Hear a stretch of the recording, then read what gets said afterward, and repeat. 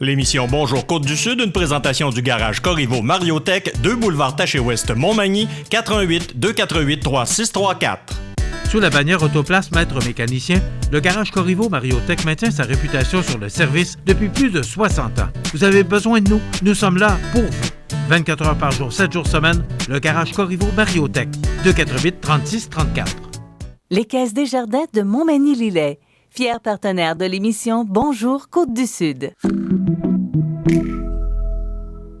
Les Caisses Desjardins de Montmagny-Lillet, fiers partenaires de l'émission Bonjour Côte-du-Sud. Tous ensemble, nous contribuons à faire rayonner des milliers de jeunes. Desjardins, toujours là pour faire briller la jeunesse. Lundi 16 mars 2020, le gouvernement du Québec exige la fermeture de plusieurs commerces, endroits publics et lieux de rassemblement. COVID-19, la Ville de Montmagny met en place des mesures préventives. Allo Prof reste ouvert pour aider les élèves et leurs parents. Annulation des cliniques de passeport, ouverture des bureaux de comté et suspension des travaux parlementaires. Disparition d'adultes à Québec, Daniel Gagnon, 57 ans. Mise à jour pour les activités des arts de la scène de Montmagny et au sport, le groupe MG remporte la Coupe Boulay. Tous les détails de ces nouvelles dans un instant.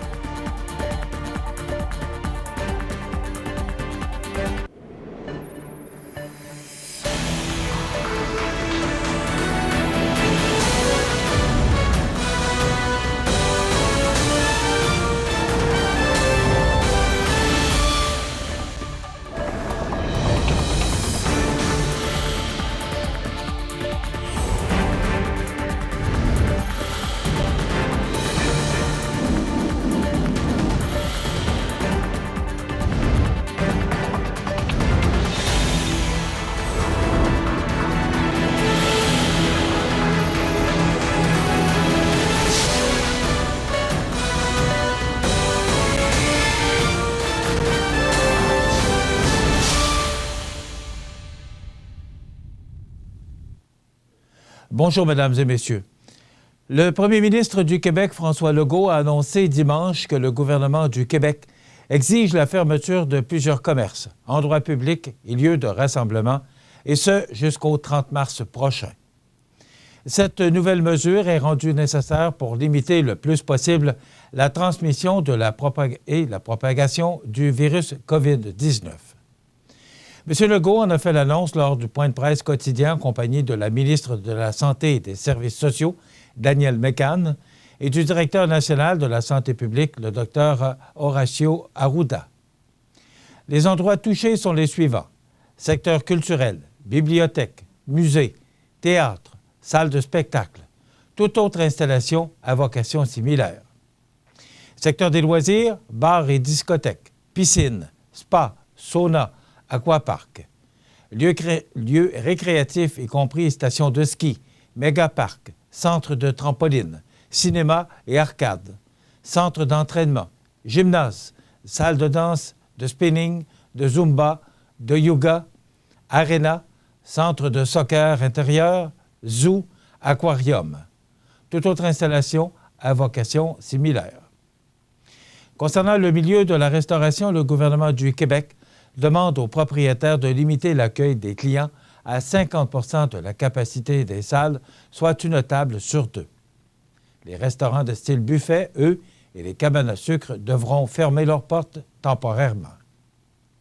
À 13h dimanche, 14 personnes infectées au coronavirus de plus ont été dénombrées, pour un total de 35 personnes au Québec. Ce matin, on dénombrait 39 personnes.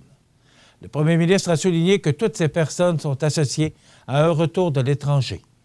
Il n'y a donc pas de transmission communautaire soutenue pour l'instant. La situation est exceptionnelle et les décisions prises récemment changent les habitudes de vie des Québécois, a convenu le premier ministre, mais celles-ci sont nécessaires pour protéger la population.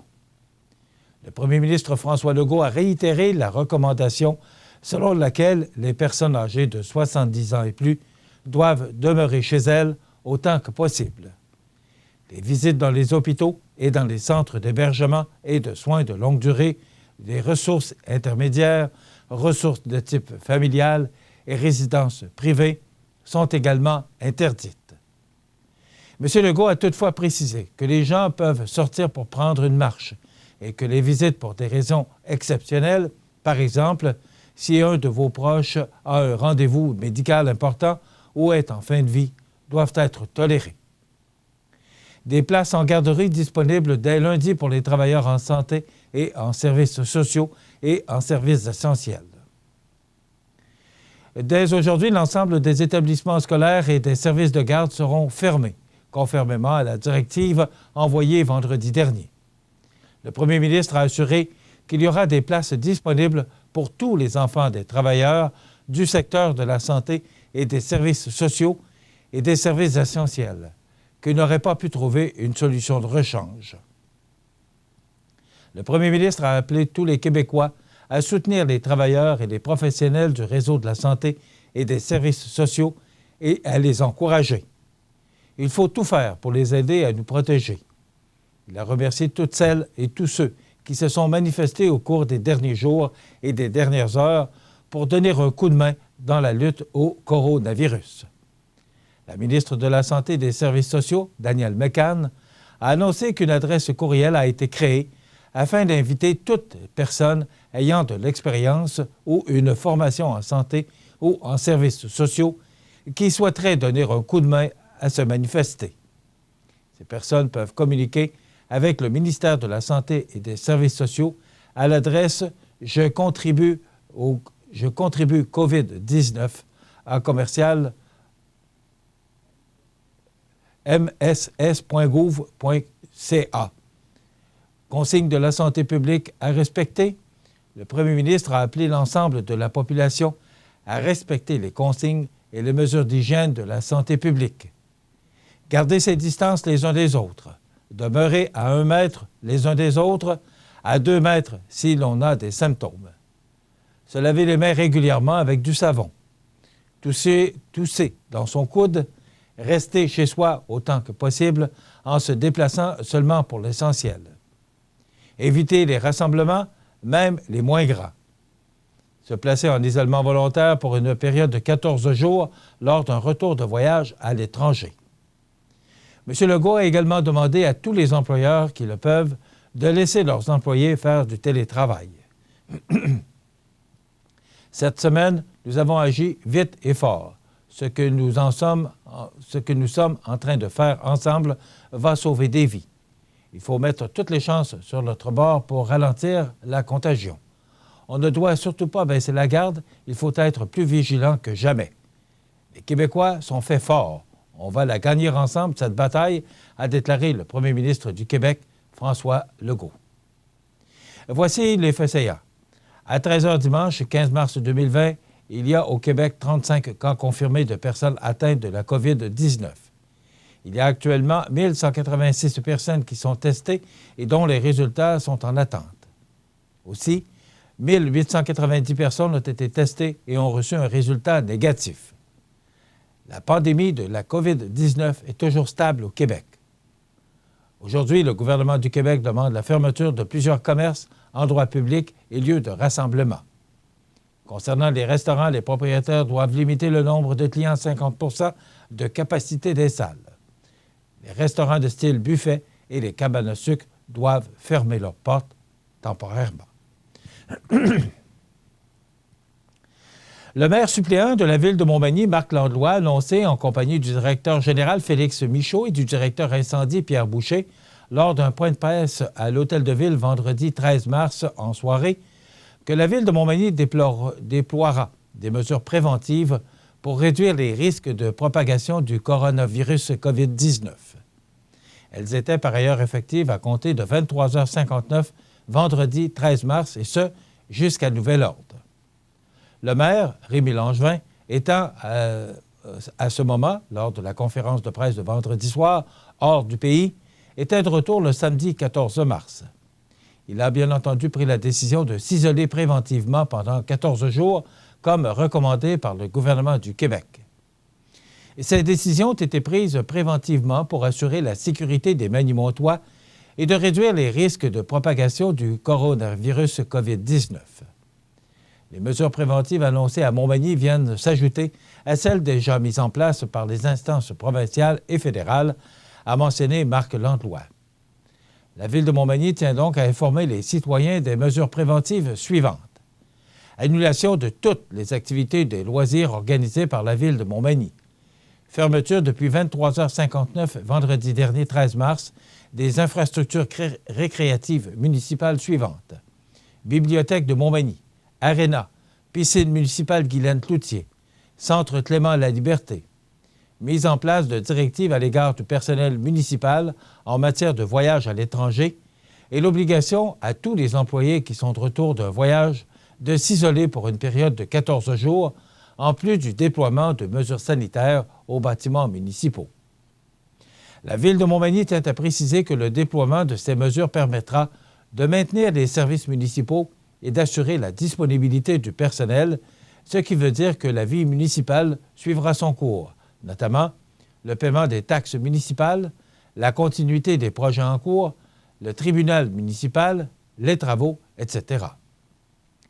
Comme recommandé par le gouvernement du Québec, la Ville de Montmagny rappelle aux citoyens et aux associations que les rassemblements intérieurs de 250 personnes et plus sont interdits. La Ville recommande aux citoyens qui prévoyaient participer à des activités au cours des prochains jours de vérifier avant de se déplacer. La Ville de Montmagny mentionne que la situation sera évaluée toutes les 24 heures afin d'adapter des mesures selon l'évolution de la situation et en fonction des consignes diffusées par les instances gouvernementales. Les citoyens sont invités à visiter le ville.montmagny.qc.ca/COVID-19 pour obtenir des informations à jour et fiables concernant le coronavirus COVID-19. Les résidents peuvent également obtenir des indications en téléphonant à la ligne d'information du gouvernement du Québec destinée à la population en composant le 1-877-644-4545. Le maire de Montmagny, Rémi Langevin, sera notre invité tout au cours de l'émission après les anniversaires IGA par Skype en raison de l'isolement préventif dont il fait l'objet actuellement. Excusez-moi. Alors que des mesures exceptionnelles sont prises pour freiner la propagation du COVID-19, dont la fermeture d'écoles primaires et secondaires, Alloprof rappelle que tous ces services sont offerts gratuitement à distance et restent ouverts afin de soutenir la poursuite des apprentissages et la réussite scolaire. Du lundi au jeudi de 17 à 20 heures, les élèves et leurs parents peuvent continuer à contacter nos enseignants pour poser leurs questions par téléphone, texto et sur le web dans le service de Cyberprof. Le site Alloprof demeure une ressource gratuite, accessible en tout temps, avec plus de 5000 contenus pour réviser et pratiquer les notions à l'aide de fiches pédagogiques, d'exercices interactifs, de cyber-révision, de vidéos notionnelles et de répertoires de révision. Les élèves du primaire peuvent continuer à profiter des jeux et des applications ludo-éducatives. Afin de garantir la santé et la sécurité de ses employés et pour que ces services demeurent pleinement opérationnels, Alloprof a apporté des modifications exceptionnelles à son infrastructure de télécommunications et à ses politiques de travail. L'organisme reste également à l'affût de la fluctuation des besoins des élèves et de leurs parents afin de s'assurer de toujours bien répondre à la demande. L'organisme invite les parents à communiquer avec les enseignants d'Alloprof au besoin et à s'inscrire à l'infolettre d'Alloprof Parents pour recevoir des mises à jour régulières. alloprofparents.ca/infolette/alloprof-parents. Rappelons qu'Alloprof engage les élèves du Québec et leurs parents dans la réussite éducative en leur offrant gratuitement des services professionnels et stimulants de soutien scolaire. L'an dernier, l'organisme aura aidé plus de 400 000 élèves, 30 millions de fois. Il faut le faire. Bravo. Le député fédéral de Montmagny-Lillet, Kamouraska, Rivière-du-Loup, Bernard Généreux, annule la tenue des cliniques de passeport. On vous donne tous les détails dans un instant. C'est à travers le respect et le besoin de faire plus pour les familles en deuil et l'expérience qui s'est transmise de père en fils que la Maison funéraire Laurent Normand a su au fil du temps se bâtir une réputation de confiance. La Maison funéraire Laurent Normand à Montmagny. Laissez-nous vous accompagner. L'activité physique vous aide à vous sentir plus jeune. Donc, vous pouvez vieillir mieux. Tout va tellement mieux quand on bouge. Le député fédéral de Montmagny-Lillet, Kamouraska, Rivière-du-Loup, Bernard Généreux, annule la tenue des cliniques de passeport prévues le 8 avril à Rivière-du-Loup et le 25 avril à Montmagny, suite aux différentes mesures annoncées en lien avec le COVID-19. Il précise également que bien que les travaux parlementaires soient suspendus à Ottawa, les services de ces bureaux pour le comté demeurent ouverts. Les gens recevront par la poste un avis de tenue des cliniques qui a été préparé à l'avance, bien avant ce qu'on sait aujourd'hui. À la lumière de ce qu'on connaît maintenant, on annule les cliniques de passeport qui étaient prévues. Elles reviendront à une date ultérieure, de dire M. Généreux. Par mesure préventive, à partir du 13 mars, les travaux de la Chambre des communes ont été suspendus. Plutôt par consentement unanime, la Chambre des communes a modifié son calendrier des séances et la Chambre demeurera ainsi ajournée jusqu'au 20 avril 2020. Nos bureaux de comté de Montmagny et Rivière-du-Loup demeureront ouverts jusqu'à preuve du contraire et notre personnel, ainsi que moi-même, sommes en poste pour répondre aux citoyens, comme à l'habitude, de mentionner le député. Dans ce type de situation, les changements peuvent survenir rapidement. Toutefois, quoi qu'il arrive, nos services téléphoniques de nos bureaux demeureront ouverts, précise-t-il. Quant au Parlement, il fermera l'accès des visiteurs aux lieux de la Chambre des communes et annulera les visites guidées à l'intention du public, suspendra les voyages des comités et il annulera toutes les réceptions et tous les événements parlementaires dans les lieux de la Chambre des communes. Le député tient à rappeler que si vous avez des questions concernant la COVID-19 ou si vous croyez être infecté par le coronavirus, vous êtes invité à appeler à la ligne d'information au numéro 1-877-644-4545. M. Bernard Généreux sera notre invité à notre émission de demain, mardi 17 mars. Le service de la police de la Ville de Québec sollicite l'aide de la population et des médias afin de localiser Daniel Gagnon, 57 ans, de Québec. Il a été vu pour la dernière fois le 11 mars 2020 vers 17h30 sur le territoire de la Ville de Québec, sur le boulevard Pie 11 Nord dans le secteur de Val-Bélair. Il circule à pied et ce n'est pas dans ses habitudes que ses proches ne puissent le contacter. Nous avons des raisons de crainte pour sa santé et sa sécurité s'il n'est pas localisé rapidement. Daniel Gagnon, 57 ans, 5 pieds 6, 1,68 mètres, 220 livres, 100 kg, les yeux bruns, cheveux poivre et sel, manteau de couleur kaki, tuque noir et des gants de style camouflage. Si vous apercevez cette personne, composez le 911 pour une intervention immédiate. Pour transmettre une information qui sera traitée de façon confidentielle, composez le 418-641 Agir ou le 2447 et pour les gens de l'extérieur de la Ville de Québec, le 1-888-641 Agir ou 2447 sans frais partout à travers l'Amérique du Nord. Les Arts de la Seine ont pris acte des mesures mises en place par le gouvernement du Québec quant à la suspension des événements de plus de 250 personnes pour une période de 30 jours jusqu'au 13 avril. Nous allons au-delà de ces recommandations et avons pris la décision d'agir également pour les événements de moins de 250 personnes. Suite aux mesures préventives de santé des différents paliers de gouvernement, les Arts de la Seine reportent les spectacles suivants à une date ultérieure qui sera connue prochainement. Seb's Music Shop, samedi 14 mars. Isidore Remix, le jeudi 19 mars. Don Tyler Watson, vendredi 20 mars.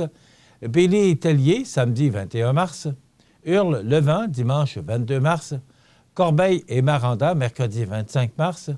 Le Mobile, jeudi 26 mars. Les Sœurs Boulay, jeudi 26 mars. Mario Pelchat, vendredi 27 mars.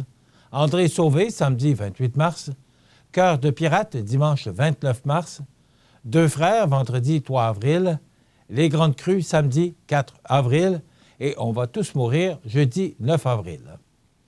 Si vous détenez des billets pour l'un ou l'autre de ces spectacles, nous vous demandons de les conserver. Nous communiquerons avec vous ultérieurement avec une procédure complète. Nous vous demandons de ne pas laisser de message à la billetterie afin de ne pas encombrer inutilement la boîte vocale. Des informations spécifiques pour chacun des événements dont vous détenez des billets vous seront communiquées dès que possible par courriel. Notre équipe sera mobilisée dans les prochaines semaines pour suivre attentivement les instructions officielles du gouvernement du Québec.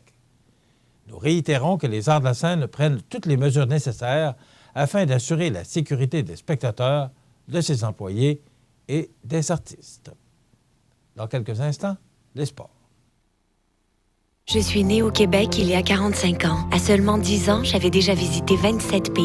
Depuis, j'ai consacré ma vie à changer le monde et à aider les femmes et les enfants. Je suis Oxfam Québec. Pour mes 45 ans, mon souhait est que nous vainquions ensemble la pauvreté.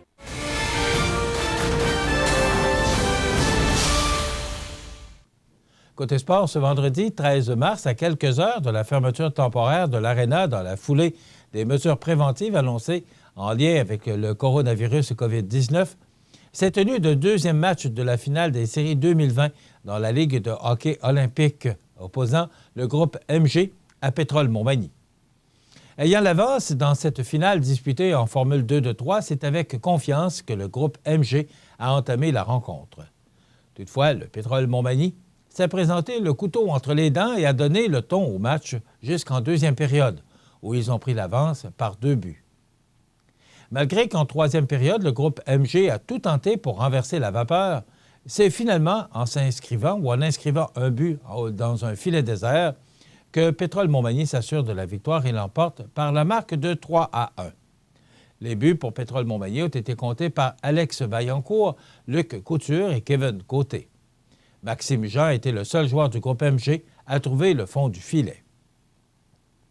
La finale des séries était donc à égalité au terme du deuxième match.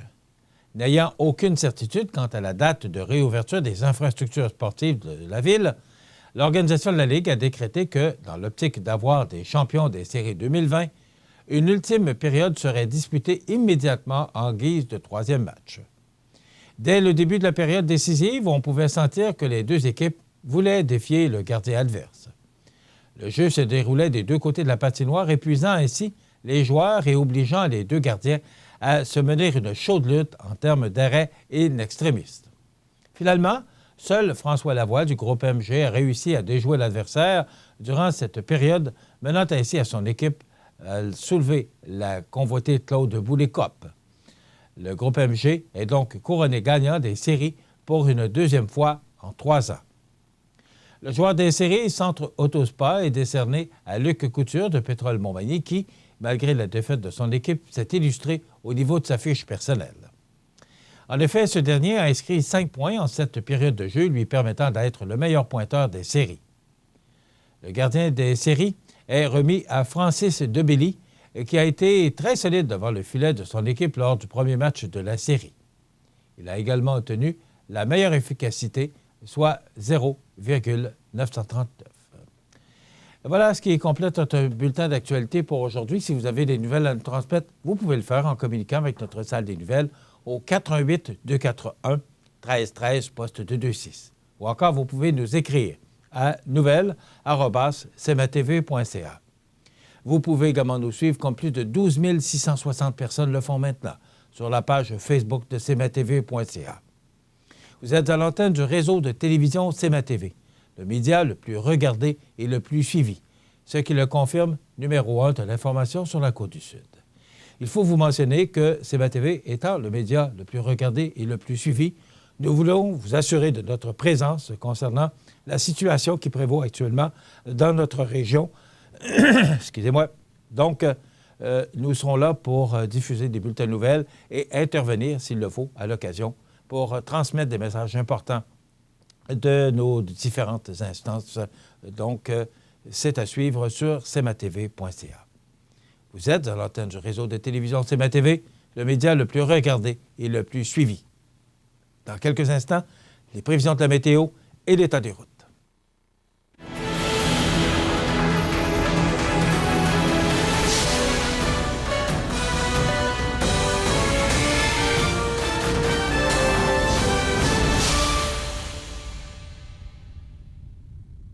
Les Caisses Desjardins de Montmagny-Lillet, fier partenaire de l'émission Bonjour Côte-du-Sud.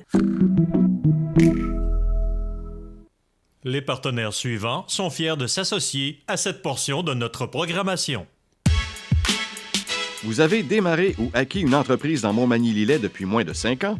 Inscrivez-vous au prix de la Relève Mallette avant le 3 avril midi sur relèvemallette.com.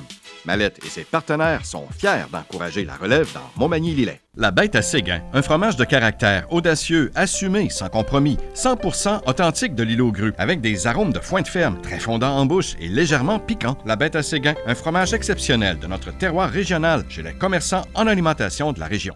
Les prévisions de la météo. Une présentation de Promutuelle Assurance Montmagny-Lillet. Toujours à l'écoute de vos besoins.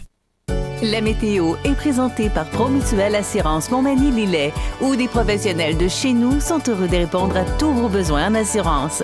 Promutuelle Assurance Montmagny-Lillet est là, dans la région, pour ses membres et la communauté. Une belle fin de semaine. C'était quand même, hier, je suis allé marcher. C'était froid hier. C'est le vent, parce que le soleil est quand même chaud.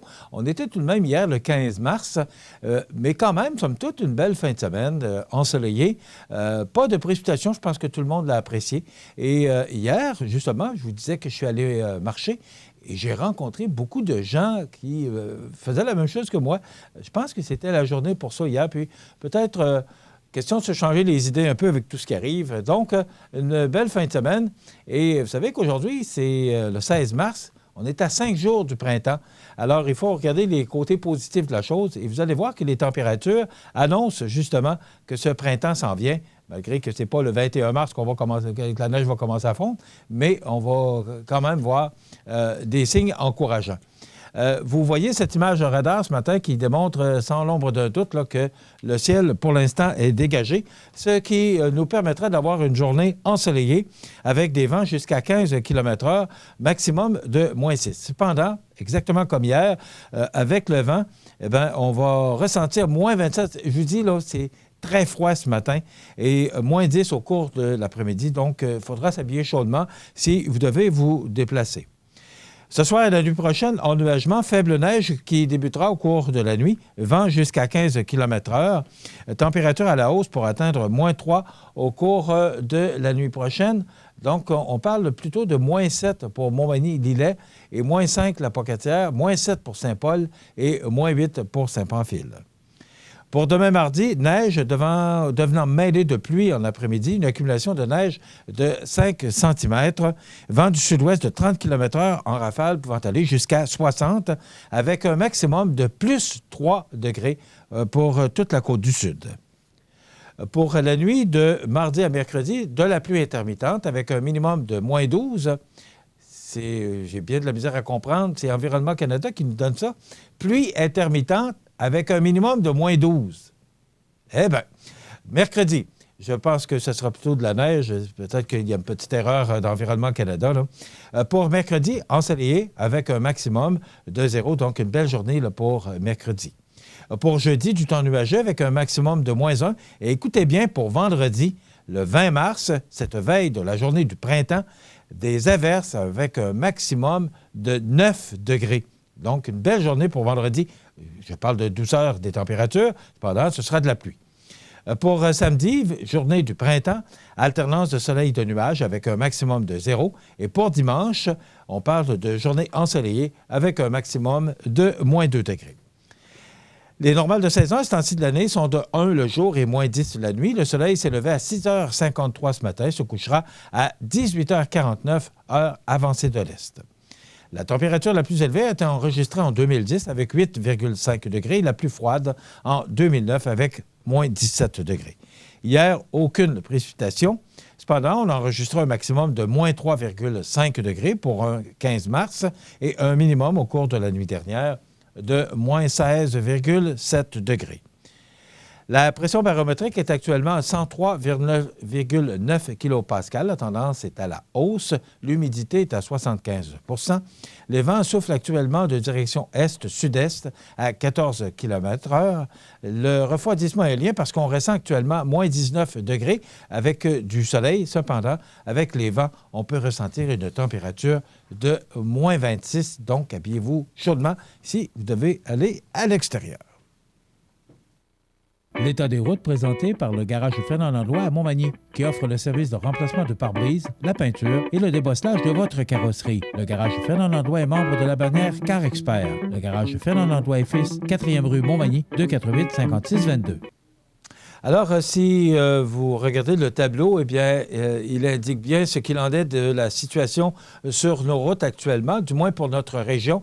Toutes les routes qui mènent au sud de Bellechasse, Montmagny, Lillet et Kamouraska, et même toutes les routes au sud du comté, eh bien, toutes ces routes sont dégagées sur pavage. Et il faut comprendre qu'avec ces belles journées ensoleillées, là, qu'il n'y a pas de problème pour les routes. Il en est de même pour la 132 et l'autoroute 20 qui mène de Lévis vers Montmagny, La Pocatière, Lillet, La Pocatière et Rivière-du-Loup. Donc, c'est sur pavage, c'est beau partout.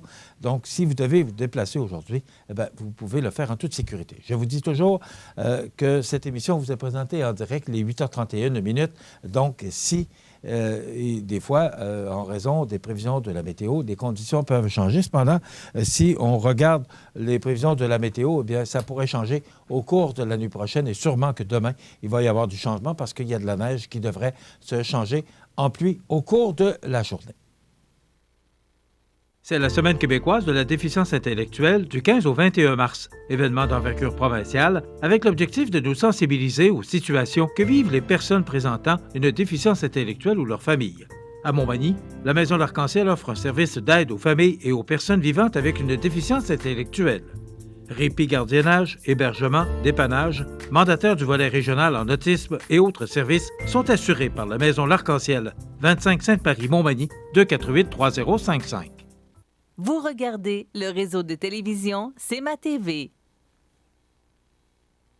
Les anniversaires IGA vous sont présentés par votre magasin Coop IGA Extra de Montmagny, qui vous rappelle que bien manger, ça commence dans votre magasin Coop IGA Extra de Montmagny. Venez vivre la différence à votre magasin Coop IGA Extra de Montmagny.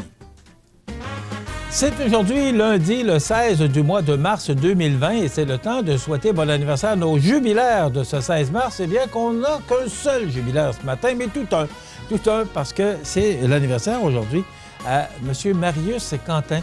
Il a 92 ans aujourd'hui. Bon anniversaire, M. Quentin. On sait que M. Quentin a été impliqué beaucoup, particulièrement dans la Société d'agriculture de Montmagny, mais aussi dans d'autres dossiers. Donc, M. Quentin, je vous souhaite de passer une belle journée d'anniversaire et aussi toute votre famille, votre épouse Yvette, vos 4 enfants, vos 11 petits-enfants, vos 18 arrière-petits-enfants se joignent à nous pour vous souhaiter une belle journée d'anniversaire, M. Marius Quentin, aujourd'hui, en ce 16 mars. Si vous voulez souhaiter bonne fête aux gens que vous aimez, vos parents, vos amis, vous le faites en communiquant au 88-241-1313, poste 229. Aujourd'hui, le 16 mars, c'est l'anniversaire à Vladimir Guerrero. C'est exactement comme ça qu'on le présentait, son père. Et là, c'est Junior, joueur de troisième but canadien, dominicain de l'organisation des Blue Jays de Toronto, alors que son père jouait pour les Expos de Montréal. Donc, il a 21 ans aujourd'hui et je pourrais dire qu'il est peut-être aussi bon que son père. Peut-être que les gens qui connaissent le baseball plus que moi ne seront pas nécessairement d'accord, mais je pense que c'est un très bon joueur de baseball. Brandon Pross, entraîneur adjoint avec les Knights de London, il a 36 ans aujourd'hui. C'est également l'ex-conjoint de Marie-Pierre Morin. Christian Bégin, comédien animateur, Curieux Bégin à Télé-Québec, il a 57 ans. Jean l'Italien, comédien québécois, il a 62 ans. Isabelle Huppert, actrice et productrice française, 67 ans. Éric Estrada, je ne sais pas si vous vous souvenez d'Éric Estrada, acteur américain de télé. Il a joué dans Chips et de cinéma. Il a 71 ans aujourd'hui. Richard Desjardins, auteur, compositeur, interprète, réalisateur et producteur, il a 72 ans. Et Jean Cournoyer, homme politique québécois qui a été ministre du Travail pendant plusieurs années, il a 85 ans aujourd'hui. On se souvient des disparus d'un 16 mars, entre autres Dick Dale, 81 ans, musicien californien, inventeur de la guitare surf. Il est décédé le 16 mars 2019. James Cotton, 81 ans, chanteur et harmoniciste américain de blues. Frank Sinatra Jr., décédé en 2016, 72 ans, chanteur américain. Gratien Gélina, cet excellent comédien, il est décédé en 99, ça fait 21 ans, à l'âge de 89 ans, comédien, dramaturge et metteur en scène. En 92, Roger Lemelin, 73 ans, écrivain. Il a écrit, entre autres, et c'est surtout de cette pièce qu'on se souvient, Les Ploufs. Donc, Roger Lemelin qui a été extrêmement populaire avec cette série des Ploufs. Et en 79, Jean-Guy Cardinal, il a été ministre de l'Éducation de 67 à 70. Il est décédé en 79 à l'âge de 54 ans.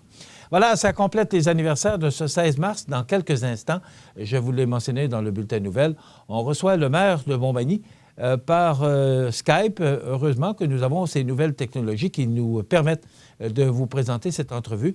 Le maire ne pouvant se déplacer, étant de retour de voyage samedi dernier. Alors, nous parlerons avec le maire jusqu'à la fin de notre émission. Du moins, on se gardera quelques minutes pour faire le tour avec José Soucy de toutes les fermetures là, des différents de commerces. Et, donc, c'est à suivre dans quelques instants, le maire de Montmagny et José Soucy en fin d'émission. Desjardins et ses membres sont toujours là pour faire briller la jeunesse. Les jeunes ont des rêves, des ambitions, des projets. Et les Caisses Desjardins de Montmagny-Lillet sont fiers de les soutenir et de les faire rayonner. Desjardins, toujours là pour faire briller la jeunesse. Vous regardez le réseau de télévision C'est ma TV. Il est avec nous via Skype. C'est une première expérience contente avec le maire de Montmagny, Rémi Langevin. Bonjour, Monsieur le maire. Oui, bon matin, Michel. Monsieur le maire, vous êtes confiné à la maison pour quelques jours. Vous arrivez d'un voyage, si mes sources sont bonnes, le Mexique? Oui, absolument. Écoutez, c'est une histoire, hein, parce que l'automne dernier, j'avais planifié ce voyage-là. Et puis, il faut comprendre qu'à cette époque-là, il n'était pas question là, de virus, puis de coronavirus, puis etc. Alors, bien entendu, de façon très volontaire et avec beaucoup d'impatience, on attendait là, l'arrivée de ce voyage-là. Mais au fil des semaines qui ont passé après l'achat de notre voyage en novembre dernier, on voyait qu'il se passait quelque chose dans le monde. Et puis, honnêtement, ça me préoccupait là, de partir. Et la semaine dernière, bien, lorsqu'on était en voyage, bien entendu, on est allé dans le coin du sud de la Riviera Maya et on écoutait les nouvelles et on voyait l'évolution du virus et de la problématique là, qui était vécue à travers le monde. Ça nous préoccupait. Vraiment, là, on était préoccupés puis on avait hâte de revenir. OK. Comment allez-vous? Moi et mon épouse, on va très bien, Michel. On n'a pas de symptômes. On est en parfaite santé. Est-ce que présentement, on est touché par le virus et puis qu'on va le découvrir dans les prochains jours? Je l'ignore. Mais je vous dirais qu'à notre retour, samedi dernier, à l'aéroport de Cancun, il y avait environ entre 500 et 1000 personnes qui se préparaient à traverser les douanes pour retourner chez eux. Il y avait un départ d'avion à peu près à toutes les 3 minutes. C'était vraiment il y avait une file d'attente assez imposante à l'aéroport pour des départs, des décollages. Et vous savez, j'étais en observation pendant ce moment-là parce que quand je vous dis qu'il y avait entre 500 et 1000 personnes, c'est du monde. Et j'étais en observation et je regardais un petit peu les gens, les comportements des gens, comment comment s'il y avait des gens qui avaient des problèmes de toux, des problèmes d'éternuement ou des gens qui portaient des masques. Et à mon grand étonnement, écoutez, on entendait très peu de gens avoir en tout cas, c'était difficile, on n'observait pas de symptômes grippaux durant cette file d'attente-là. Et dans l'avion, à mon retour, l'avion qui était plein, il y avait plus de 200 passagers. On n'entendait personne avoir des quintes de toux, des reniflements, etc.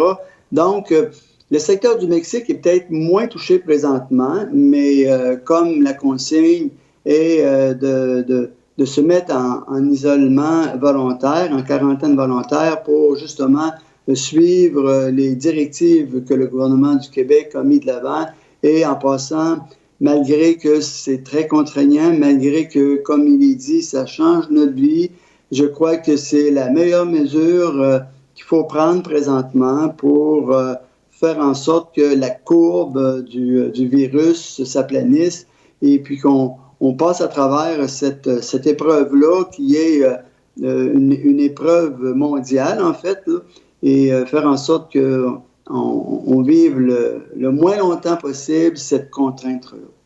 Bon, moi, ce que je comprends, c'est que vous et votre épouse, là, vous allez très bien. Vous n'avez pas de symptômes de COVID-19? Non, j'étais avec ma fille également et ma petite fille. Et toutes les quatre, pour le moment, à notre retour, on n'avait aucun symptôme. Et puis, pour le moment, ça va bien. Ça va bien physiquement, ça va bien mentalement.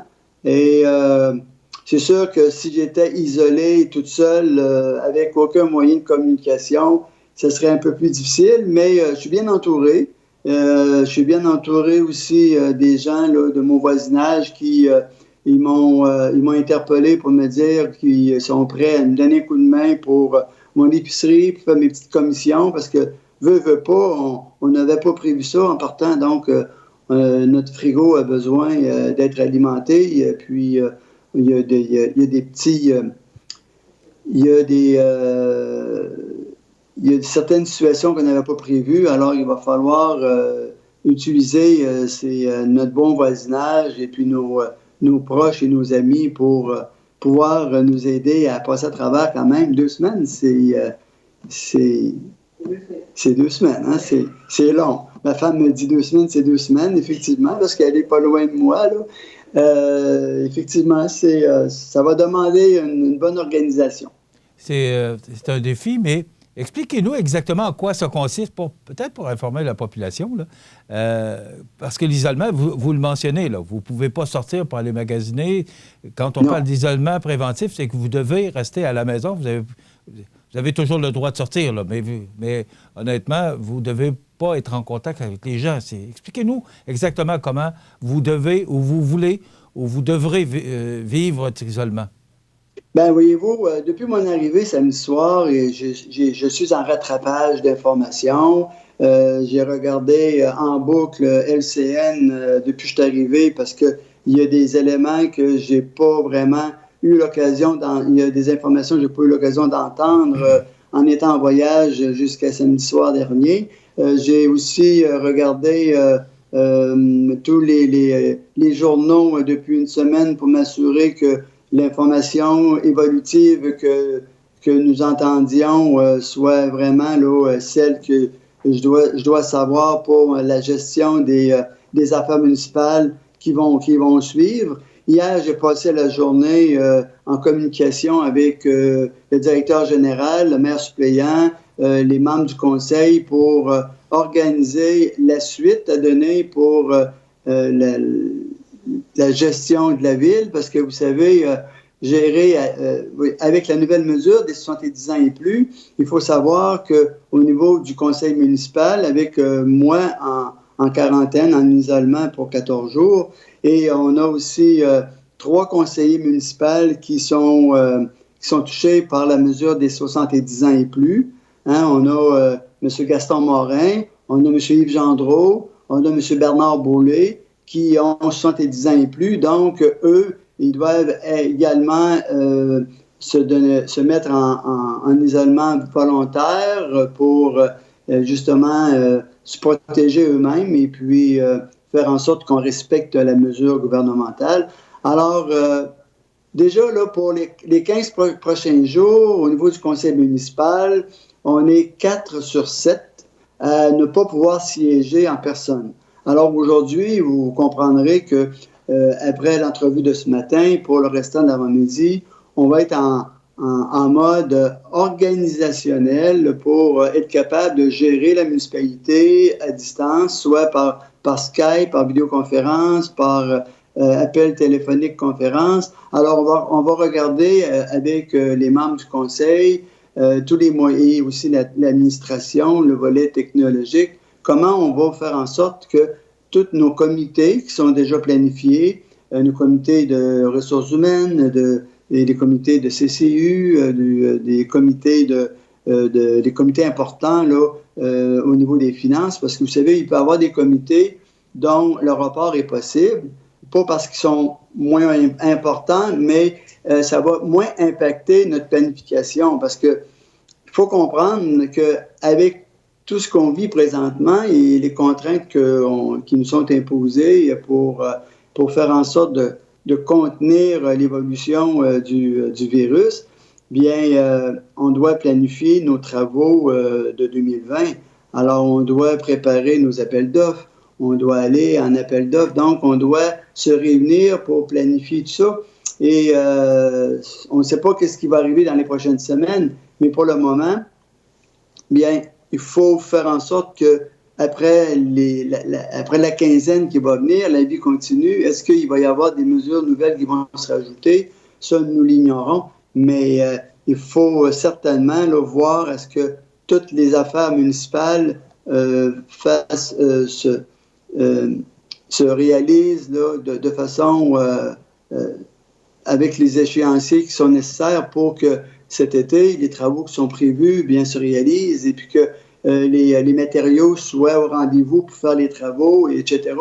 Alors, et aussi, bien, au-delà de ça, il y a des services essentiels. Vous savez, la distribution de l'eau potable, bien, les services de cueillette d'ordures ménagères, l'entretien de nos rues. Alors, il faut s'assurer que notre personnel, il soit au rendez-vous pour assurer les services essentiels. Mais en même temps, nous, comme administration, ben, on doit s'assurer qu'il y ait une certaine forme une certaine protection qui leur sont assurées pour qu'ils soient au poste le plus longtemps possible et voir aussi à avoir certains accommodements pour d'autres employés plus jeunes qui ont des enfants dont les écoles sont fermées, les services scolaires sont fermés, les services de garderie sont fermés.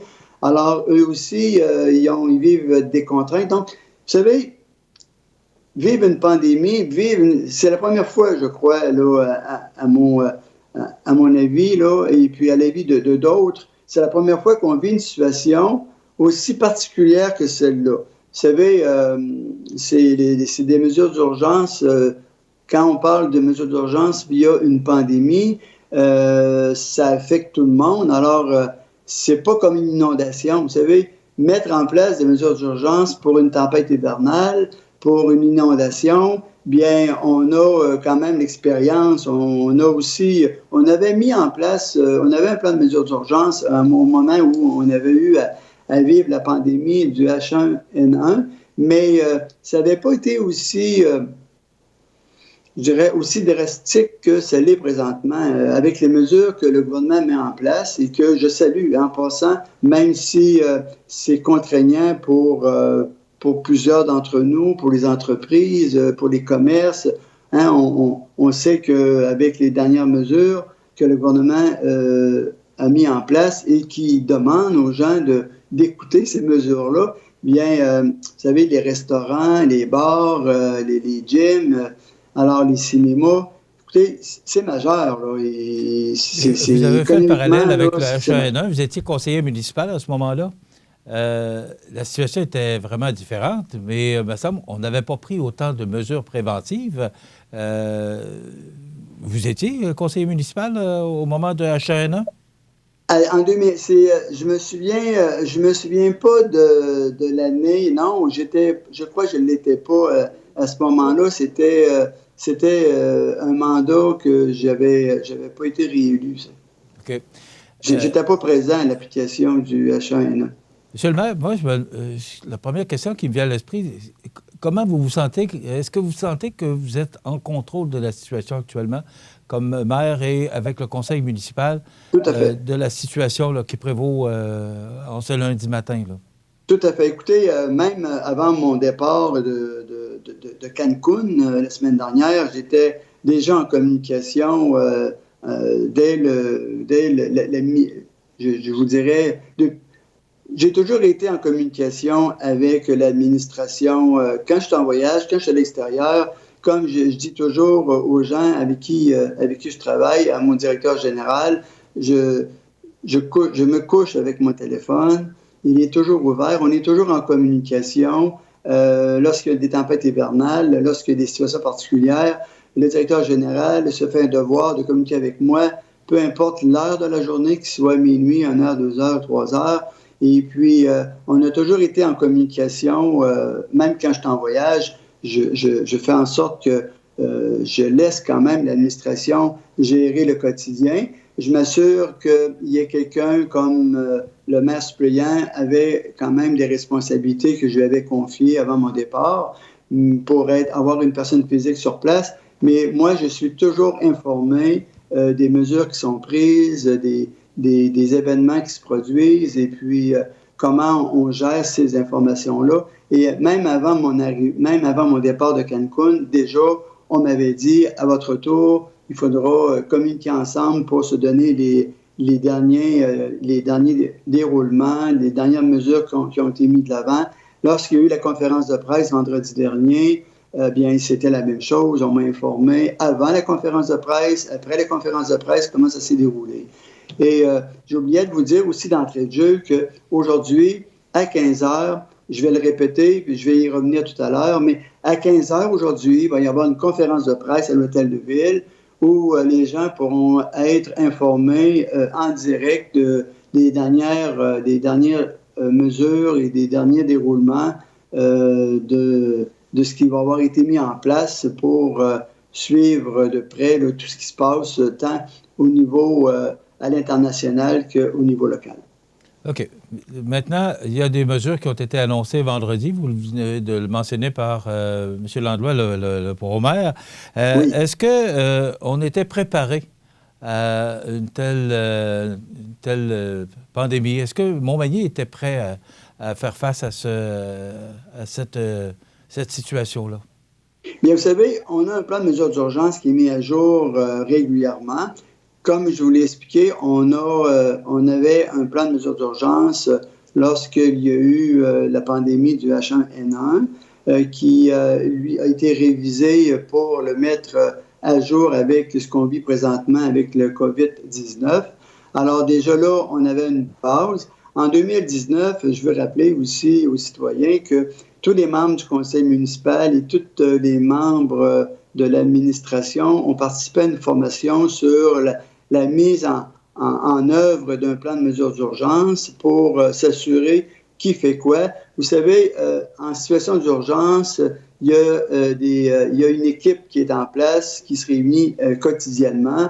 D'ailleurs, tous les jours, à 1h30 cet après-midi, il y a tous les jours aux mêmes heures, l'équipe va se réunir. Alors, cette équipe-là est composée des chefs de mission et puis aussi des directeurs de service qui font le point sur la situation, sur les informations qui sont transmises via le gouvernement, via aussi la santé publique, via également tous les services municipaux.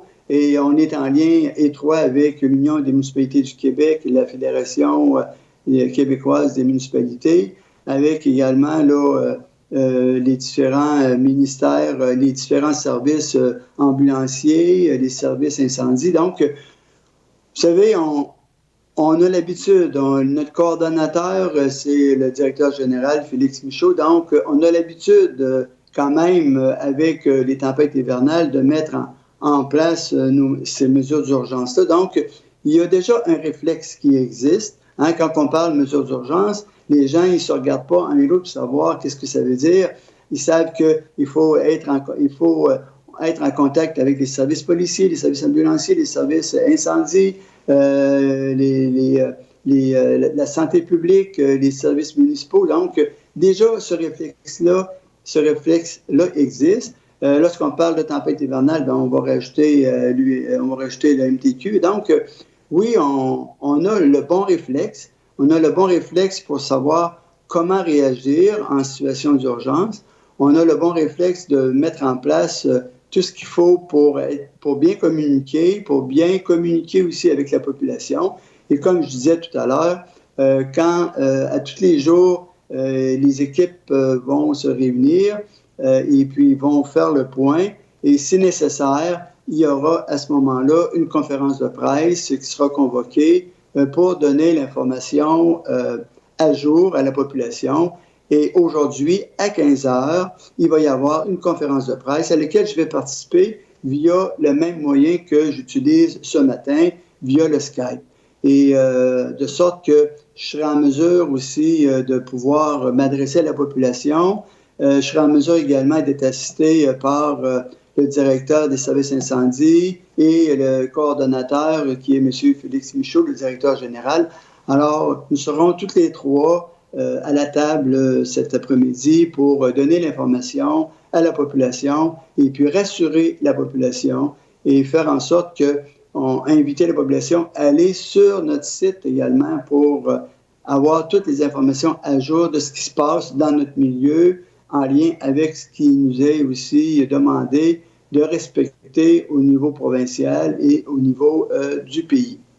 Donc, vous tenez cette conférence de presse-là cet après-midi à 15 heures. Est-ce qu'il y en aura d'autres? Est-ce que vous avez l'intention d'intervenir seulement au moment où jugé opportun ou si vous avez l'intention de tenir ces conférences de presse-là à intervalles réguliers pour informer la population? Écoutez, c'est bien entendu que ce matin, lorsque je vais quitter l'émission à 9h30, j'ai un rendez-vous avec les services de communication de la Ville de Montmagny, avec le directeur général, où on va justement faire cette analyse-là, comment on va informer la population, à quel moment on va juger important de le faire. Alors, on va être en mesure davantage cet après-midi de donner toutes ces précisions-là parce que on est vraiment là dans les tout débuts, même si on a mis en place nos mesures d'urgence. En matière de communication, on va faire le point ce matin à 9h30 pour faire en sorte qu'on livre à la population cette information-là et qu'ils s'attendent à savoir comment ils vont pouvoir avoir une information à jour de la part de leur municipalité. À ce moment-là, on va pouvoir le faire après-midi là, à 15h.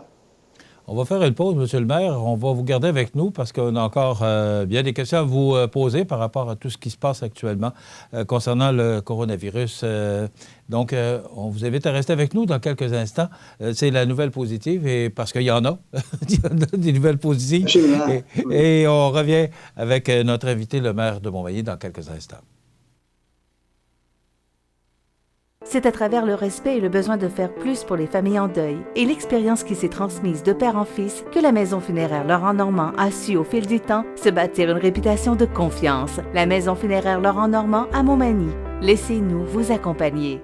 La clinique dentaire Montmagny, c'est un service complet de dentisterie. 4 dentistes, un orthodontiste, un maxillofacial. C'est aussi une équipe qualifiée d'hygiénistes, d'assistantes, désireux de répondre à vos besoins. La clinique dentaire Montmagny, 63 Taché-Ouest, 248-2175. Vous regardez le réseau de télévision C'est ma TV. La nouvelle positive, une présentation de La Pointe Auto, votre concessionnaire Chrysler, Dodge, Jeep, Ram à Montmagny. La Pointe Auto, c'est plus de 65 ans à votre service. La Pointe Auto à Montmagny s'assure toujours de vous offrir ce qu'il y a de mieux pour vous. Faites l'essai du tout nouveau Ram 1500 ou du Jeep Wrangler, vous serez conquis. La Pointe Auto, concessionnaire Chrysler, Dodge, Jeep Ram, boulevard Taché-Ouest, Montmagny, 248-8899 ou lapointeauto.com. Alors, notre nouvelle positive de ce lundi, c'est Opération Enfants Soleil qui remet 20 000 $ à l'hôpital de Montmagny. Dans le cadre de la tournée provinciale des hôpitaux, Annick Dumont et Maxime Landry, porte-parole d'Opération Enfants Soleil, ont remis 48 970 $ au 6, le CI3S de Chaudière-Appalaches. Plusieurs octrois ont été versés, soit 22 390 $ à l'Hôtel-Dieu de Lévis, 20 000 $ à l'hôpital de Montmagny, 4 230 $ au Centre de réadaptation en déficience intellectuelle et troubles du spectre de l'autisme et 2 350 $ au Centre de réadaptation en déficience physique.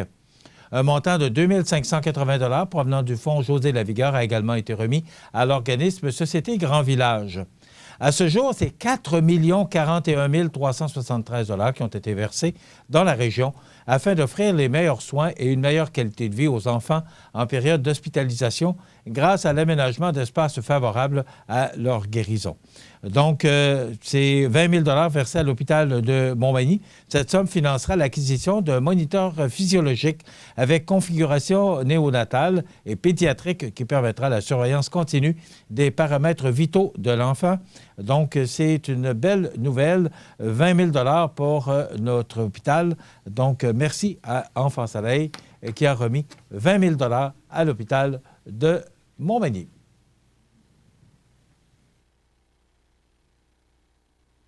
Les prévisions de la météo. Une présentation de Laurando Portes et Fenêtres, 164 4e rue Montmagny. Laurando Portes et Fenêtres, haute performance et qualité à juste prix. Des produits certifiés Énergie Star directement du fabricant et un savoir-faire depuis bientôt 100 ans. Laurando Portes et Fenêtres, fabrication, vente, installation et salle de montre au 164 4e rue à Montmagny et sur laurando.com.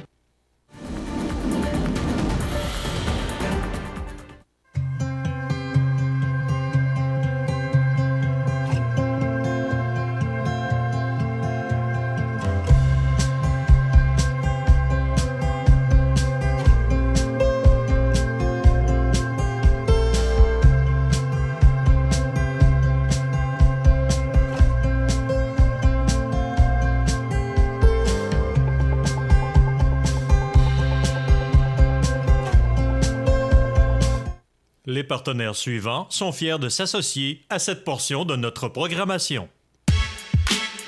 Vous avez démarré ou acquis une entreprise dans Montmagny-Lillet depuis moins de 5 ans? Inscrivez-vous au prix de la relève Mallette avant le 3 avril midi sur relèvemallette.com. Mallette et ses partenaires sont fiers d'encourager la relève dans Montmagny-Lillet. Veuillez prendre note qu'aujourd'hui, il n'y a pas d'avis de décès.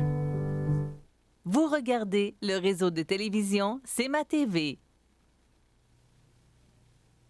Alors, on revient avec notre invité, le maire de Montmagny, qui, je vous le rappelle, est à la maison pour 2 semaines en raison de son retour de voyage du Mexique samedi. Donc, c'est par ces nouvelles technologies qu'on peut parler au maire de Montmagny. Monsieur le maire, si on fait le bilan un peu des mesures, parce qu'il y a des choses qui sont fermées, qui ne fonctionnent pas, mais il faut rappeler aux gens qu'il y a des choses qui fonctionnent, là. Et c'est important, je pense, qu'on fasse le bilan de ce qui fonctionne, parce qu'il y a encore des employés, il y a du monde. D'ailleurs, il y avait une opération de déneigement au cours de la nuit dernière, donc la ville fonctionne, là. Oui, effectivement. Comme je vous l'expliquais tout à l'heure, les services essentiels auxquels on doit répondre, eh bien, on veut les maintenir et on doit les maintenir. Prenons la distribution de l'eau potable. Hein. C'est primordial pour nous. Il faut faire en sorte que ce service-là soit toujours en fonction et puis de voir à ce que le personnel puisse pouvoir l'opérer. Maintenant, le déneigement, bien entendu, on sait, on nous annonce encore du mauvais temps là, dans les prochains jours. Alors, c'est bien entendu qu'on fait en sorte que ce service-là se maintienne. Et puis, les ordures ménagères, oui. Vous savez, présentement, on assure les services de base, hein, ce qu'on appelle les services essentiels. Et puis, tout ce qui touche les regroupements, eh bien, tous les services, les infrastructures municipaux qui faisaient en sorte qu'il y avait des regroupements comme la bibliothèque, prenons l'Aréna, prenons le Centre Clément-la-Liberté. Alors, bien sûr que ces services-là, bien, on s'est collé aux mesures provinciales pour faire en sorte on restreigne les regroupements. Et j'invite aussi les gens à respecter cette consigne-là. Je discutais hier avec des gens que je connais où ils tenaient encore certaines activités où même ils n'étaient pas 250, ils étaient moins que ça, mais on dit, écoutez, vous vous regroupez pour vivre des activités sociales, mais vous faites partie du groupe d'âge des 70 ans et plus, alors vous devriez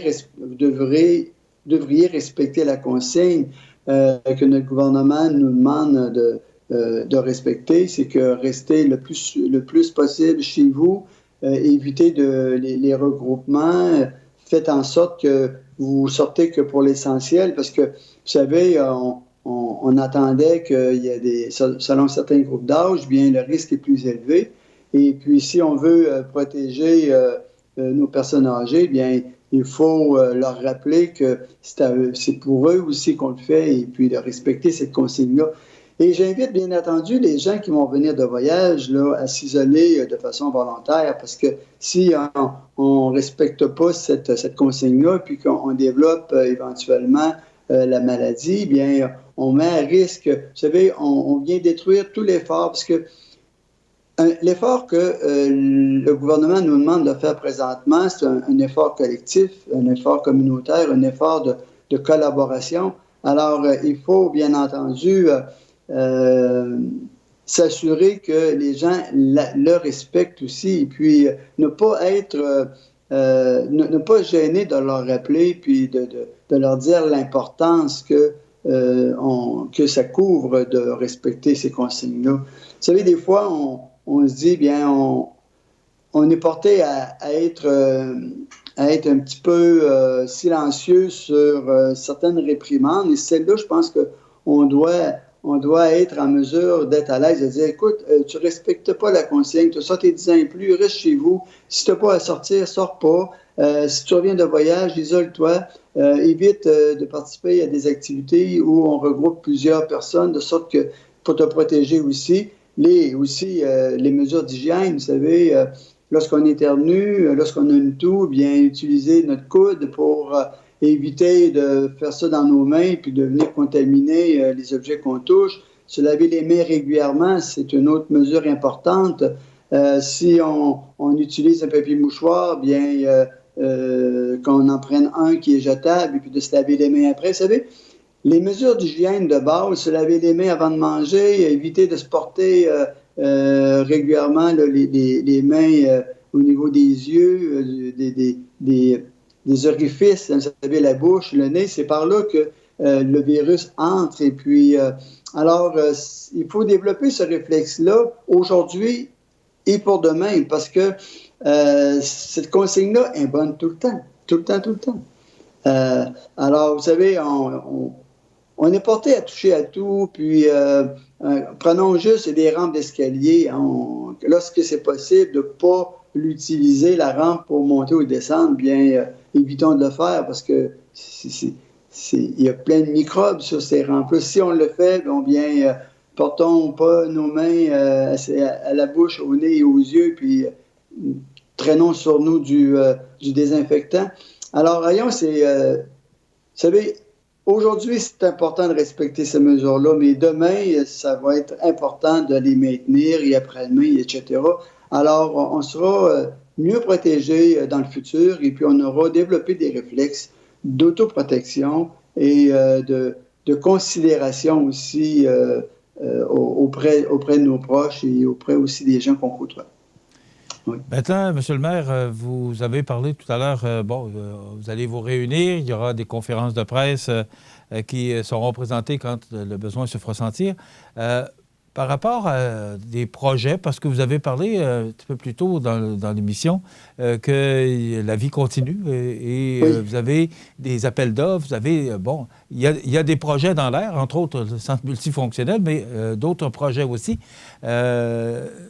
Qu'en est-il? Qu'est-ce qu'on fait? Est-ce qu'il y a des projets qui vont être mis sur la glace ou qui vont être peut-être mis en attente pour avoir d'autres projets plus spécifiques, plus importants?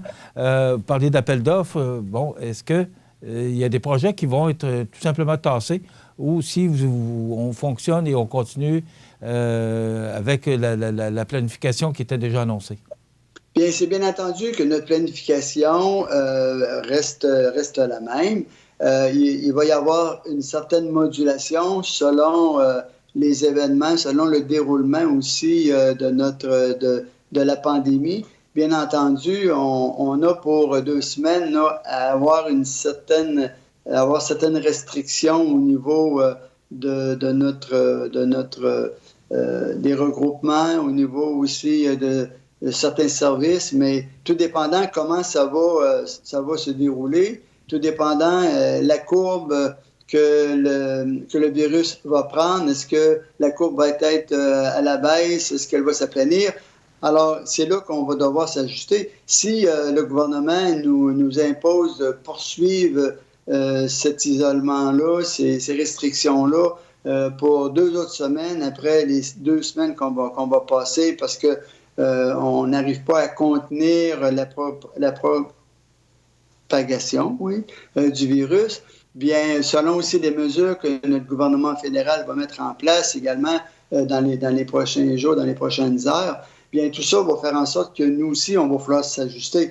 Mais au moment où on se parle, nos échéanciers, puis nos objectifs de réalisation demeurent les mêmes.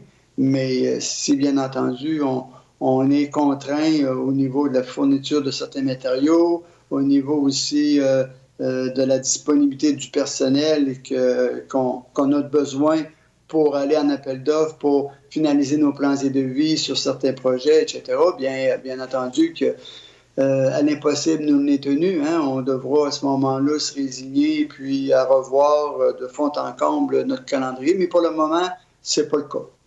OK.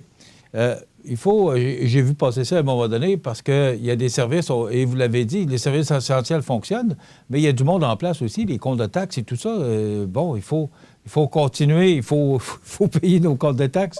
Ça n'arrête pas non plus. C'est important de le mentionner. Là. Oui. Oui, bien entendu. De plus en plus, vous savez, on peut utiliser les services en ligne. Alors, bien entendu que si les gens ils sont préoccupés pour le paiement de leur compte de taxes, bien, il y a toujours moyen de le payer via accéder. Si les gens n'ont pas l'habitude de le faire, bien, ils peuvent toujours communiquer avec leur institution financière qui pourront les guider ou tout simplement aussi s'assurer, voir avec l'institution financière comment ils peuvent être accompagnés pour régler certaines factures. Vous savez, il y a toujours, ou tout simplement appeler à l'hôtel de ville et puis de voir comment ils peuvent être assistés dans ce cas-là. C'est bien entendu que, oui, il faut continuer aussi à payer nos comptes. Il faut continuer, nous aussi, à payer nos comptes. Il y a des fournisseurs qui attendent d'être payés, comme nous, on s'attend là, que les gens prennent les moyens qu'il faut pour rencontrer leurs obligations. Mais on est toujours disponible pour vous écouter en appelant à l'hôtel de ville et puis à vous guider également là, si le besoin se fait sentir. Mais voilà, c'est ça. OK. En terminant, parce que dans quelques instants, José va se joindre à nous là, pour nous faire le bilan un peu, parce qu'il y a beaucoup il y a beaucoup d'établissements, il y a beaucoup de services qui sont fermés là, pour les prochains jours. Moi, ce que j'aimerais, c'est entendre le maire de Montmagny. Est-ce que vous avez un message? Parce qu'on a quand même beaucoup de gens qui nous regardent. Est-ce que vous avez un message à lancer à tous les citoyens? Bien, moi, là, je veux rassurer les citoyens. Je veux rassurer les gens qui nous écoutent que parce que vous allez au-delà là, des zones, au-delà de la population de la ville de Montmagny. Alors, soyez assurés que nous sommes très bien accompagnés par le gouvernement, très bien accompagnés par nos unions des municipalités, très bien aussi encadrés par nos spécialistes, nos services municipaux, nos directeurs, parce qu'ils ont de l'expérience, ils savent comment gérer ces situations-là. Alors, il faut leur faire confiance. Il faut faire confiance aussi à vos élus que vous avez mandatés pour 4 ans. Ils mettent tout en œuvre ce qu'il faut pour assurer les bons services, assurer aussi votre sécurité. Donc, soyons puis que de collaborer, parce que vous savez, aujourd'hui, là, on est en mode indépendamment des partis politiques, indépendamment aussi des idéaux, nous sommes en mode collaboration élargie. Il n'y a plus de frontières au niveau de la collaboration parce qu'on est dans une situation d'urgence. Et puis, vous savez, c'est des moments où c'est important là, de vraiment travailler ensemble. Et puis, je pense que ça va créer une belle solidarité. Si vous voulez vraiment être à jour dans l'information, bien, n'hésitez pas à vous tenir informé quotidiennement en allant sur le site de la Ville de Montmagny, le site web. Là, vous allez avoir toutes les informations de dernière heure. Et puis cet après-midi, bien, écoutez en direct. Vous allez être convoqué à cette conférence de presse-là à 15 heures. Alors, vous aurez l'occasion de pouvoir informer en direct la population des derniers dénouements, des dernières mesures qui seront mises de l'avant. Et puis, on sera là pour vous donner tous les moyens pour être bien informés. À la lumière, M. le maire, de tout ce qui se passe actuellement, sentez-vous que vous et votre équipe, vous avez la situation bien en main? Absolument, absolument. Oui. Écoutez, on a de l'expérience, on a une belle équipe, on a des gens qui sont proactifs. Alors, de ce côté-là, tout a été organisé avant même que j'arrive pour que aujourd'hui, on soit en mesure d'être fonctionnel, tant au niveau des comités, tant au niveau du conseil municipal, tant au niveau de l'administration, préoccupé aussi par les employés qui vont avoir besoin de relève, qui vont avoir besoin d'accompagnement parce qu'ils ont des jeunes. Et puis, il va y avoir vraiment, là, on veut s'assurer que nos employés ne s'essoufflent pas, que nos employés soient protégés pour que les services soient maintenus au bénéfice des citoyens et de la population en général. C'est quand même une situation particulière. Tout à fait. Je vous dirais que ça fait 40 ans que je suis dans le monde des médias. C'est la première fois que je vis une situation comme celle-là. Tout à fait. Merci d'avoir été avec nous. Merci d'avoir accepté avec les moyens technologiques qu'on a maintenant aujourd'hui à notre disposition, parce qu'il a fallu quand même travailler à ce qu'on puisse présenter cette entrevue-là ce matin, Pascal. Je vous remercie. Je vous remercie d'avoir pris le temps hier aussi de m'accompagner pour que je sois prêt ce matin et d'avoir cette disponibilité-là. C'est apprécié et je suis certain que la population l'apprécie également. Et comme on est le média le plus suivi, le plus regardé, on met à votre disposition le média si jamais vous avez besoin de vous adresser à vos citoyens. On le fera avec plaisir parce que ça fait partie de notre mandat comme média. Bien, merci beaucoup à vous et puis bonne journée. Merci à vous, M. le maire. Merci et on va vous souhaiter bonne chance avec votre conseil municipal et vos employés afin que tout se déroule comme vous le souhaitez. Merci beaucoup d'avoir été avec nous. Merci. Voilà, c'était le maire de Montmagny, Rémi Langevin. Dans quelques instants, José Soucy est avec nous pour nous faire un peu le bilan de ce qui se passe toujours dans notre région particulièrement. C'est sûr qu'on n'a comme pas le choix de le regarder au niveau national également. Mais José va nous faire le tour un peu de tout ce qu'il a vécu depuis vendredi, là, parce qu'il a quand même été... il a été là toute la fin de semaine là, pour surveiller et transmettre sur nos différentes plateformes l'information, que ce soit du premier ministre ou autres instances. Donc, José est avec nous dans quelques instants. Restez avec nous. Desjardins et ses membres sont toujours là pour faire briller la jeunesse. Les jeunes ont des rêves, des ambitions, des projets et les Caisses Desjardins de Montmagny-Lillet sont fiers de les soutenir et de les faire rayonner. Desjardins, toujours là pour faire briller la jeunesse. C'est la Semaine québécoise de la déficience intellectuelle du 15 au 21 mars, événement d'envergure provinciale avec l'objectif de nous sensibiliser aux situations que vivent les personnes présentant une déficience intellectuelle ou leur famille. À Montmagny, la Maison d'Arc-en-Ciel offre un service d'aide aux familles et aux personnes vivantes avec une déficience intellectuelle. Répit gardiennage, hébergement, dépannage, mandataire du volet régional en autisme et autres services sont assurés par la Maison L'Arc-en-Ciel, 25 Sainte-Marie-Montmagny, 248-3055. Un nouveau bureau d'avocat ouvre ses portes à Montmagny. Maître Jérôme Théberge offre maintenant son expérience à la population de la région pour des services juridiques. Jérôme Théberge, avocat, 20 avenue Saint-Madouard, Montmagny, 248-7474.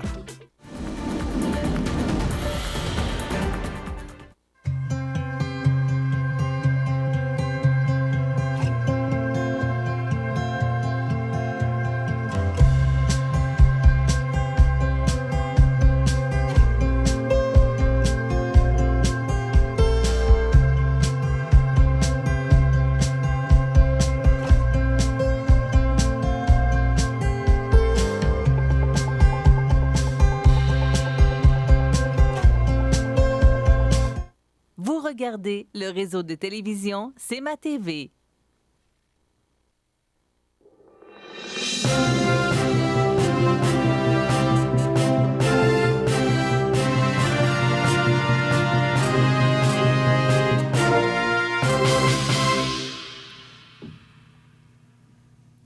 Alors, José Soucy est avec nous pour faire le tour de l'actualité. Mais d'abord, je disais, une excellente entrevue là, en passant que le maire nous a accordé ce matin là, pour rassurer la population qu'ils ont, je pense, le contrôle et les deux mains sur le volant. Là.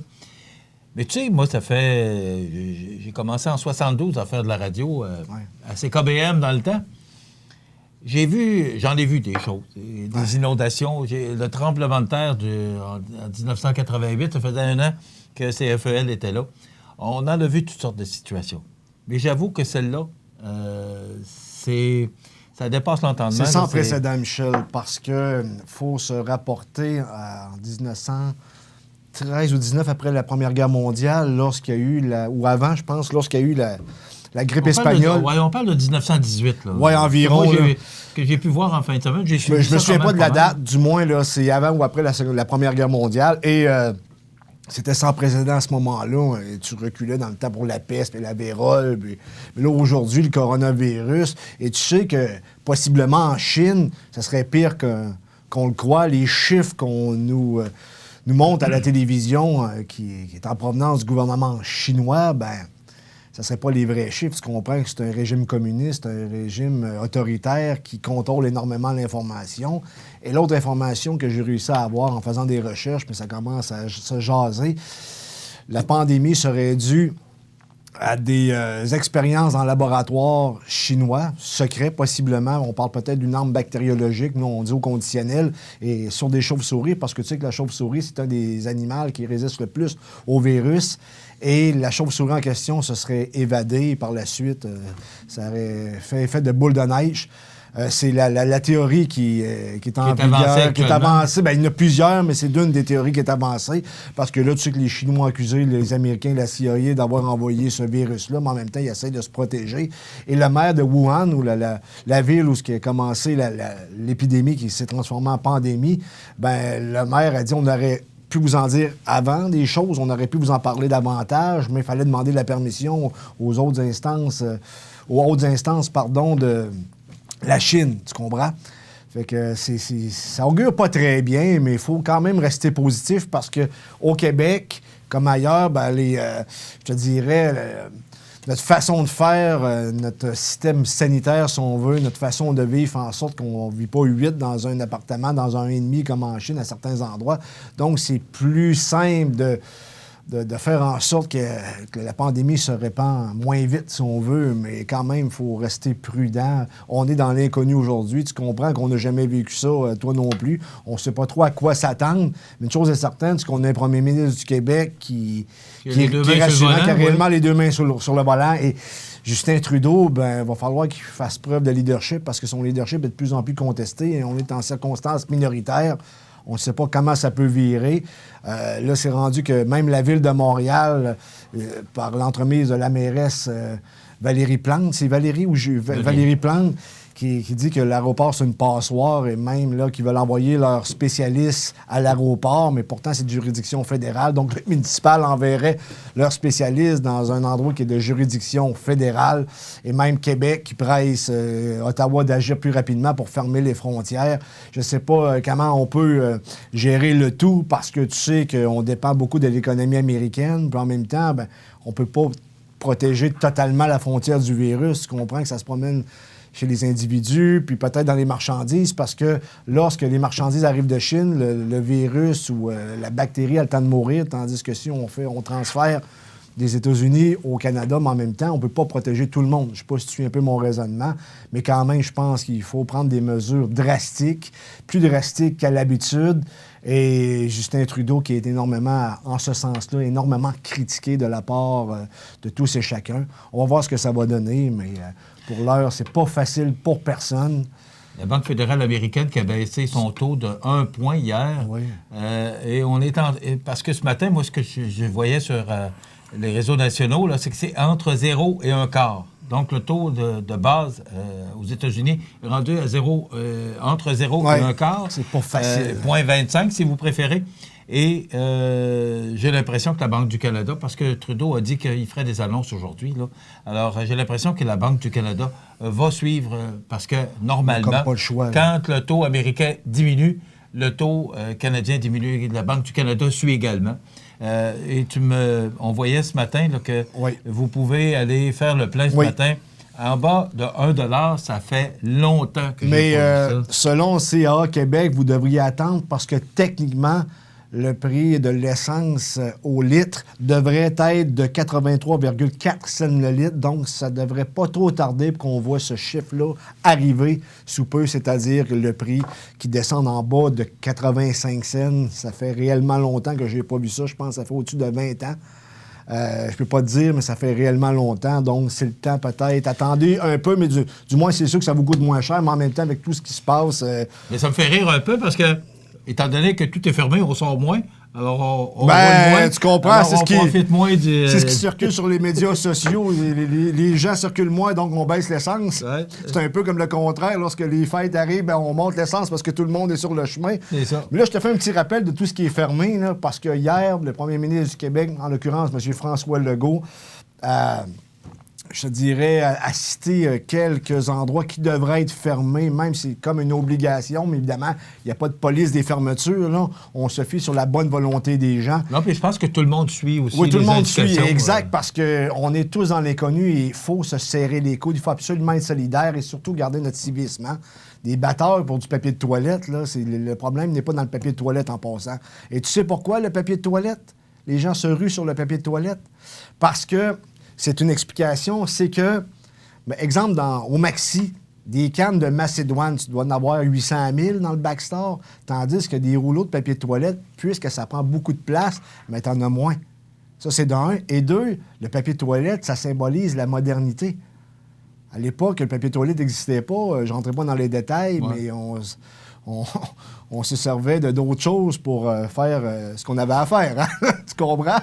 Donc, c'est ça quand même. Et là, je rappelle un peu tout ce qui est fermé aujourd'hui, d'après les recommandations du premier ministre Legault, du gouvernement du Québec. On parle des bars, des gyms, cinémas, salons de quilles, buffets, piscines, centres de ski, musées, églises, cabanes à sucre, arénas, salles de spectacle, zoo.